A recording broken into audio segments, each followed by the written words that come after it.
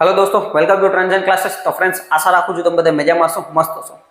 હવે અત્યારે ડિપ્લોમા એન્જિનિયરિંગના વિદ્યાર્થી મિત્ર માટે અને આઈટીઆઈ કરેલા વિદ્યાર્થી મિત્ર માટે ખૂબ સારા સમાચાર છે કે જીએમઆરસી એટલે ગુજરાત મેટ્રો રેલ કોર્પોરેશનની અંદર અત્યારે વેકન્સી બહાર પડેલી છે। પોસ્ટનું નામ છે એસસીટીયુ, સ્ટેશન કંટ્રોલર, ટ્રેન ઓપરેટર। ત્યાર પછી જુનિયર એન્જિનિયર ઇલેક્ટ્રિકલ ઇલેક્ટ્રોનિક્સમાં પોસ્ટ બહાર પડેલી છે।